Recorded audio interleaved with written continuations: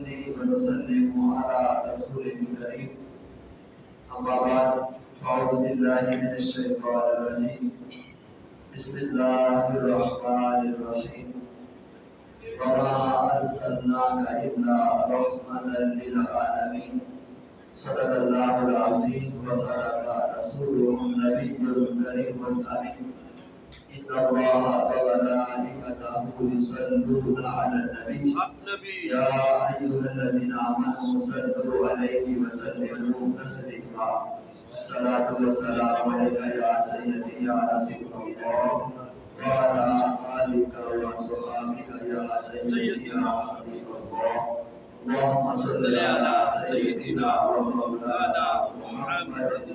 وعلى آله وصحبه وبارك وسلم محمد مصطفى آئے بہاروں پر بہار آئی محمد مصطفیٰ آئے بہاروں پر بہار آئی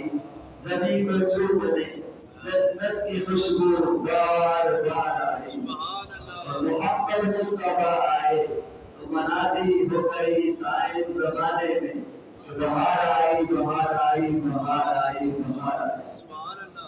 تمام احباب کو امت مسلمہ کو ماہ بہار ماہ ربیع الاول کی آمد بہت مبارک تو یہ آج کا موضوع بھی جو ہمارا وہ ماہ ربیع الاول اور جشن عید میلاد النبی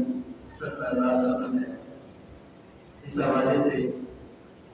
جو آیت کریمہ میں نے تلاوت کرنے کا شرف حاصل کیا ہے اس میں اللہ رب العزت نے اپنے پیارے محمود صلی اللہ علیہ وسلم کی شان بیان کرتے ہوئے ارشاد فرمایا کہ وَمَا أَرْسَلْنَاكَ إِلَّا رَحْمَةً لِلْعَالَمِينَ ہم نے آپ کو تمام جہانوں کی رحمت بنا کر بھیجا ہے۔ اس رحمت کا عالم کیا ہے، اس سے مراد کیا ہے اور کس کس کے لیے رحمت بن کر آئے، اس پر انشاءاللہ تحقیقی گفتگو ہوگی۔ میرا اس پر پورا آرٹیکل ہے جو اخبار میں بھی شائع ہوا ہے، رسالے میں بھی، اسی میں سے چند چیزیں میں آپ کو روشنگار کروں گا تو میری اپنی تحقیق ہے۔ جہاں تک اس ماہ کا تعلق ہے تو یہ ماہ محرم اور ماہ صفر کے بعد ربیع الاول یہ تیسرا اسلامی مہینہ ہے۔ ربیع کا معنی ہے بہار، جب اس ماہ کا نام رکھا گیا اس وقت موسم ربیع کی ابتدا تھی، اس لیے یہ ماہ بہار کہلایا۔ اور ماہ ربیع الاول کا معنی ہے پہلے کی بہار کا مہینہ، کیونکہ ربیع الاول یہ مرکب اضافی ہے۔ اگر مرتبہ توصیفی ہوگا تو ربیع الاول ہوگا، یعنی نام شروع میں نہیں ہے، یہ ہے ربیع الاول مضاف مضاف الیہ۔ اس کا معنی اگر تو ربیع الاول ہوگا موصوف صفت تو پھر پہلی بہار ہوگا، مگر اس مہینے کی نسبت چونکہ جس عظیم شخصیت نورانی ہستی اور غیر معمولی روحانی ذات کے ساتھ ہونا تھی، وہ بھی تمام مخلوق، تمام انبیاء اور کائناتی ارضی و سماوی سے پہلے بہار بن کر خلقت سے منقسم ہو چکے تھے، اور ماہ ربیع الاول میں دنیا میں ظہور پذیر ہوئے، جس کی وجہ سے اسی پہلے کی بہار کا مہینہ کہلایا۔ کسی شاعر نے اس کی کیا خوب عکاسی کی تھی، کائنات کے سارے پردوں میں حسن سجایا مالک نے، گلزار میں کھلتی تتلی پر رنگ چڑھایا مالک نے، چاند کے روشن چہرے کو خود آپ بنایا مالک نے، افلاک میں پھرتے سورج کو نور پہنایا مالک نے، محمد نام کی صورت میں نور سجایا مالک نے۔ اور پھر یہ حقیقت محمدی کیا ہے صلی اللہ علیہ وسلم، آقا کائنات اول مخلوق ہونا۔ حضرت امام عبدالرزاق سے بروی کی حدیث سے واضح ہوتا ہے، ایک صحابی رسول حضرت جابر بن عبداللہ انصاری رضی اللہ تعالیٰ عنہ ایک مرتبہ نور اول خلق اول امام الانبیاء سرور کائنات تخلیق کائنات ہادی دو عالم رحمت للعالمین شفیع المذنبین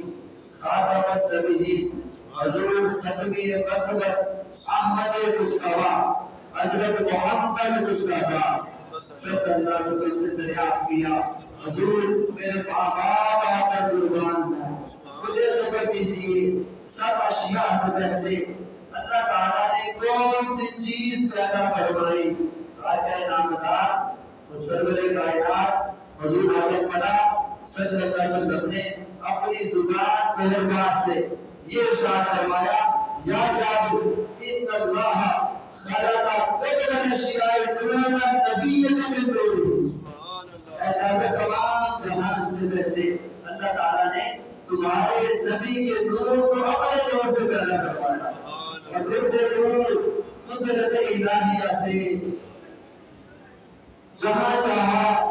سیر کرتا رہا جب تک چاہا اللہ نے اس کو سیر کروائی اس وقت نہ لوح بھی نہ قلم اس وقت جنت بھی نہ دوزخ اس وقت زمین بھی نہ آسمان اس وقت سورج نہ چاند اس وقت انسان نہ بشر نہ فرشتہ نہ جن نہ کوئی اور مخلوق تو خالق کائنات نے جب دیگر مخلوقات کو پیدا کرنا چاہا اس نور محمدی صلی اللہ علیہ وسلم کے 4 حصے کیے ایک حصے سے قلم کو پیدا کیا دوسرے سے لوح کو پیدا کیا تیسرے سے عرش کو پیدا کیا چوتھے سے زمین کو پیدا کیا اور جو ساری کائنات ارضی اور سماوی اسی نور کے تجسس سے پیدا فرمائی شاید بخار اٹھا نہ لوح قلم تھے نہ عرب و عجم نہ ہوئے قلم تھے نہ زمین و قلم پھر کیا تھا یا بنانے والے خدا کی ہستی تھی یا بننے والے مصطفیٰ کی ہستی ملک خدا کی حقیقت محمدیہ صلی اللہ علیہ وسلم ایسا سمندر ہے جس کا کوئی کنارہ نہیں ایسا سوال ہے جس کا کوئی جواب نہیں ایسی منظر ہے جس کی کوئی انتہا نہیں ایسا راز ہے جسے پانا ممکن نہیں ایک حضور عجیب صوفی شاعر وہ کیا کہتے ہیں حقیقت محمد کی بات ہو نہیں سکتا اتنا چپ نہیں جا ہے اللہ کو ہی نہیں سکتا یہ وجہ ہے کہ حضور نبی کریم صلی اللہ علیہ وسلم کی نورانیت وہ بھی ایک پردہ ہے حضور کی بشریت وہ بھی ایک پردہ ہے اور یہ دونوں ایک لباس کی طرح ہے مگر اس کے اندر جو وقت کی حقیقت ہے اصل حقیقت اسے سوائے اللہ کی کوئی نہیں جانتا خدا کے جہاں صلی اللہ علیہ وسلم نے بھی سیدنا صدیق اکبر رضی اللہ تعالیٰ سے فرمایا تھا یا جابر یا ابوبکر لم یعرفنی حقیقت غیر ربی اے ابوبکر صدیق میری حقیقت کو میرے رب کے سوا کوئی نہیں جانتا اللہ تعالیٰ نے اپنے پیارے محبوب کو اپنی ذات کا بھی اور اپنی صفات کا بھی آئینہ بنایا ہے کیسے اگر رات کے وقت زمین پر آئینہ بنا اور آسمان کا چاند چمک رہا ہو تو آسمان کا چمکنے والا چاند اس آئینے میں نظر آتا ہے اب کیوں نظر آ رہا ہے ہم کیا کہیں گے کیا چاند آئینہ بن گیا یا آئینہ چاند بن گیا نہیں چاند تو آسمان پر ہے اور آئینہ زمین میں پڑا ہے اب چھوٹے سے آئینے میں چاند کیوں نظر آ رہا ہے اب کیا کہیں گے کہ ہوا یہ کہ جو آئینہ ہے اپنے اندر یہ صلاحیت رکھتا ہے کہ اس چاند کا مظہر بن گیا ہے اس چاند کا اظہار اس کے اندر ہو رہا ہے لہذا چاند چاند ہے آئینہ آئینہ ہے نہ تو چاند آئینہ بنا نہ آئینہ چاند بنا اللہ پاک نے آئینے کو یہ خصوصیت عطا کی ہے کہ اس میں اس کا عکس نظر آ رہا ہے اللہ کی عزت کی قسم میں میرے رسول میں کہتا ہوں یہی مثال اللہ اور مصطفیٰ کی ہے بلا تشبیہ بلا مثال خدا خدا ہے مصطفیٰ مصطفیٰ ہے اللہ نے مصطفیٰ کو ایسا کمال دیا ہے کہ اللہ تعالیٰ نے اپنا مظہر کے مصطفیٰ کو بنا دیا نعرہ تکبیر اللہ اکبر نعرہ رسالت یا رسول اللہ نعرہ حیدری جشن عید میلاد النبی میری اور آپ کی بات نہیں، علامہ اقبال کہتے ہیں، علامہ نے کہا مصطفیٰ آئینہ روئے خدا رو برعکس روئے بہار روئے خدا سے۔ پتہ ہی چلا کہ حضور نبی کریم اللہ تعالیٰ کی ذات و صفات کا آئینہ ہے۔ اگر تم اللہ تعالیٰ کی ذات و صفات کے جلوے دیکھنا چاہتے ہو تو حضرت محمد مصطفیٰ صلی اللہ علیہ وسلم کو دیکھ لو۔ تو جس طرح کسی عظیم شان عمارت سے معمار کی کاریگری اور اس کے ہنر کا اور اس کے فن کا اندازہ ہوتا ہے، اس کا عظیم علمیت اور قابلیت کا اندازہ اس کے قابل ترین اس شاگرد سے ہوتا ہے، شیخ کامل کا اندازہ اس کے مرید قاتل سے ہوتا ہے، والدین کی عظمت کا اندازہ اس کی تربیت یافتہ اولاد سے ہوتا ہے۔ بلا تشبیہ اور بلا مثال خدا کی ذات صفات کے بغیر رقم حضرت محمد مصطفیٰ صلی اللہ علیہ وسلم ہے۔ خدا کے اتحاد کا پتہ مصطفیٰ کے اتحاد سے چلتا ہے، خدا کے اتحاد کا پتہ جمال مصطفیٰ سے چلتا ہے، خدا کی خالقیت کا پتہ مصطفیٰ کی شان بندگی سے چلتا ہے، خدا کی شان الوہیت کا پتہ مصطفیٰ کی شان ابدیت سے چلتا ہے۔ جب بندہ ایسا ہے تو لوگ سوچتے ہیں اس میں خدا کیسا ہوگا، جب مخلوق کی شان ہے تو پھر خالق کی شان کا عالم کیا ہوگا، اور جب بندے کی عظمت کا یہ عالم ہے تو خدا کی عظمت کا عالم کیا ہوگا، اس کی قدرت کا عالم کیا ہوگا۔ بھیجا ہوا اتنا عظیم ہے تو بھیجنے والے کی عظمت کا عالم کیا ہوگا۔ علامہ بلال اٹھے نگاہ عشق و مستی میں وہی اول وہی آخر وہی قرآن وہی فرقان وہی یاسین وہی طٰہٰ، اور آگے لوگ یہاں کی بے شمار شانیں، ان میں سے ایک شان اول اور آخر ہونا بھی ہے۔ آگے تو جہاں اول مخلوق ہیں، اول تخلیق ہے، اور ختم نبوت کا تاج بھی آپ کے سر پر ہے، اول بھی آپ ہے آخر بھی آپ ہے۔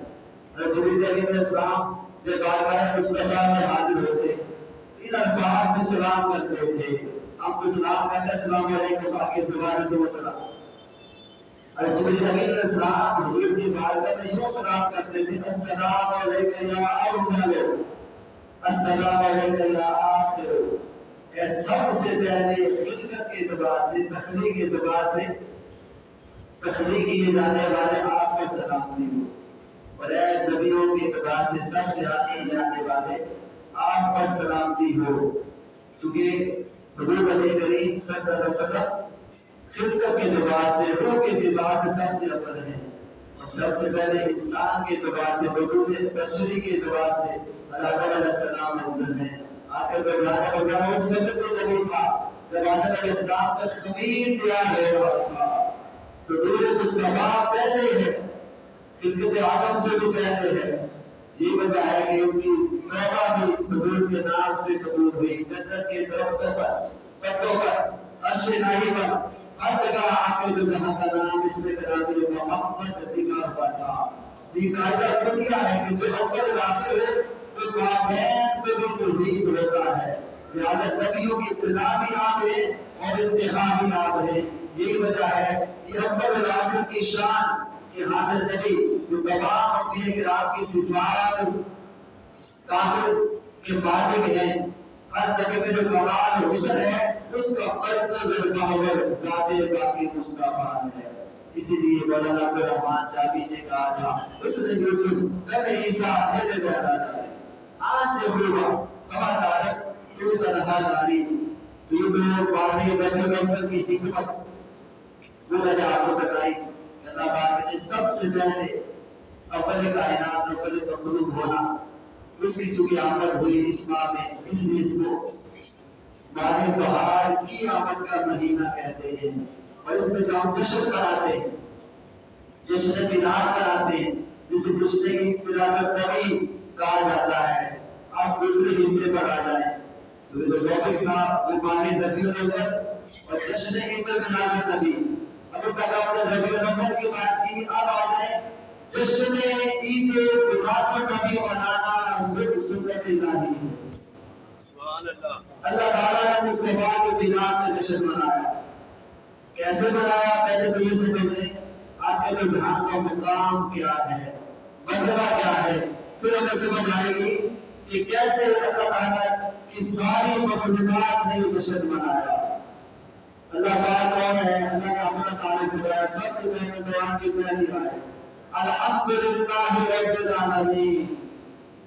تمام تعریفیں اس رب کی ہیں، اس اللہ کی جو تمام جہانوں کا پروردگار ہے۔ اللہ پاک رب العالمین، اللہ تعالیٰ نے جو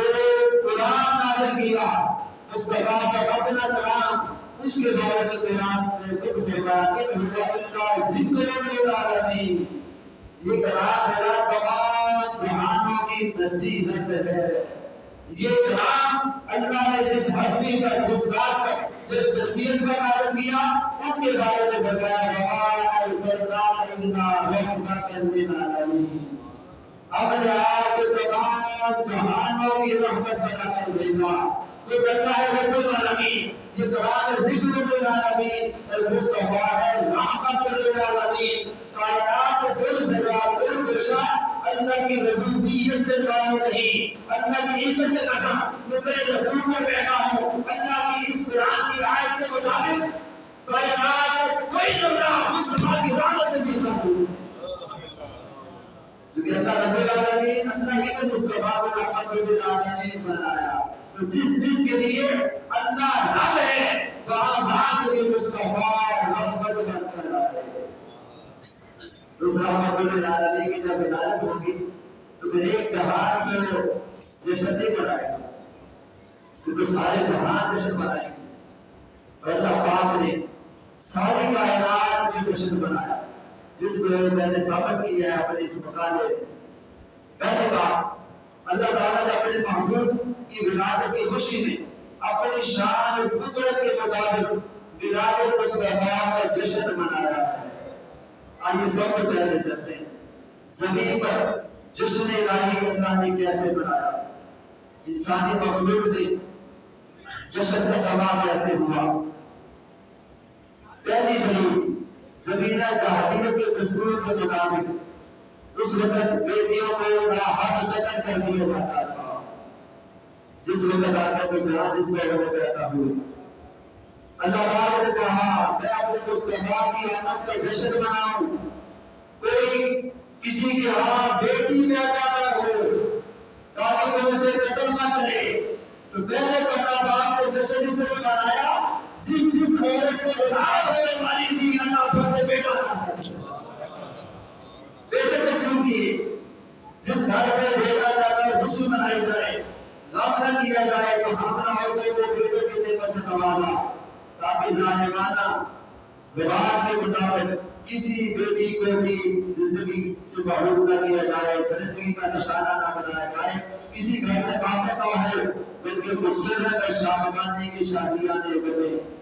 تو بیٹوں کی تقسیم کا یہ عمل حضور نبی کریم کی ولادت کی خوشی میں سارا سال جاری رہا، سارا سال اللہ نے جشن منایا۔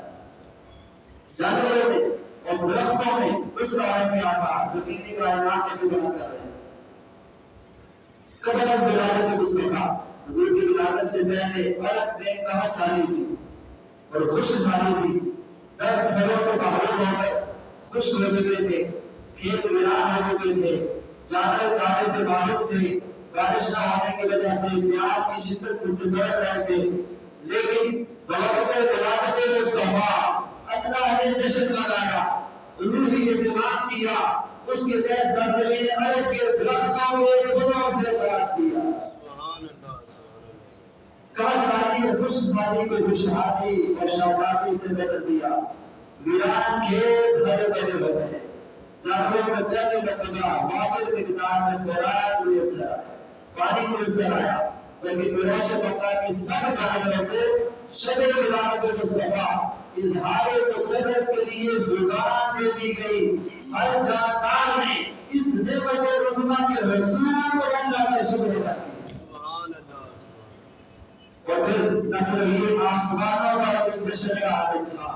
اللہ نے آسمانوں کا جشن منایا۔ کیسے؟ جنت میں بھی جشن کا سما تھا، جنت میں مزید فصل دے کر حوض کوثر کے کنارے پر 70,000 کی تربیت درخت لگا کر غسل کو نصرات دیا گیا۔ اس طرح جنت کی مخلوق کو بھی محبوب خدا کی دنیا میں آمد کی خوشی میں شریک کیا گیا اور ہر طرح دیر کی سزا تھی. 400 رحمت 400 مگر رحمتوں میں چاہے آ گئے مصطفیٰ آ گئے. اور آپ کیا نعرہ لگاتے ہیں؟ آمد مصطفیٰ مرحبا مرحبا آمد مصطفیٰ مرحبا مرحبا. یہ نعرہ جنت میں لگایا گیا. جنت میں نعرے لگے کہ 400 مگر رحمتوں میں چاہے آ گئے مصطفیٰ آ گئے.